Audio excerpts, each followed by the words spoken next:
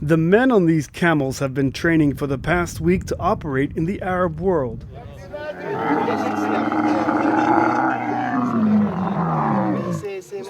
They dress as Arabs, even take a ride on the desert Ferrari, and learn rudimentary phrases that will allow them to do their job.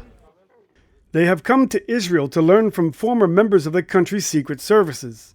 But don't call them bodyguards. The preferred term today is personal protection specialists. It's a protection counterterrorist specialist.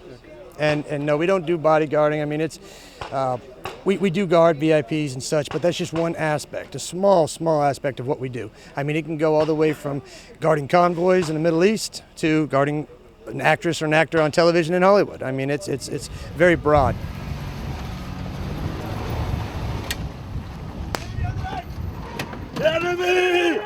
On this training base run by the International Security Academy Israel, they are tapping into Israel's unique experience in dealing with these threats and learning counterterrorism techniques like convoy and VIP protection.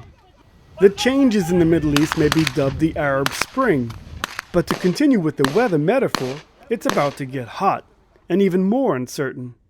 There is a growing demand for these professionals, not just from governments, but from business people as well, who want to feel secure when traveling in the Middle East.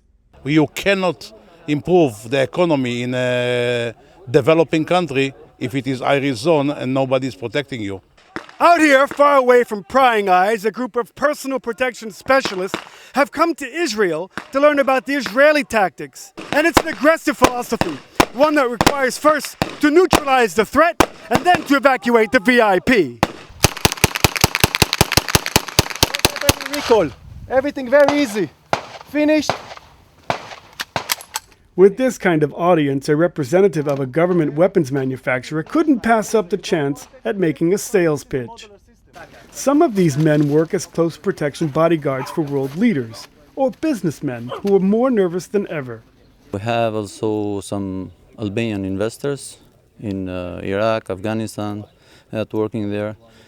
And the idea of this part of high risk is that to offer them to feel confident with us when we go with them outside Albania to work. Their background is diverse, from police to military officers, even a former French legionnaire. They will go on to work for governments and private security contractors. For this profession, there's not you have to do it with heart, with soul and body for sure. But only the best can train here with the best, and I have this feeling that I was something like was bringing me to here, something like it was like a call, go and do it now. Wow, I learned a lot because Israel have bring up a standard of training that everyone in the world will have to emulate from them. And with this, as I'm going back, I think I will take what I have learned in Israel to impact on my fellow colleagues. It's an expensive program costing upwards of 2,000 euros a week. But this can be a lucrative profession, earning thousands of euros a day. Just don't call them mercenaries. This has nothing to do with soldier of fortune. We're not mercenaries. We're nothing like that. We're here to protect against global terror, and it is from sea to sea, country to country, and this is what we're here for. This simulated attack was based on a real incident at a United Nations camp in Afghanistan. A suicide bomber attempts to detonate themselves. They have been trained to neutralize him.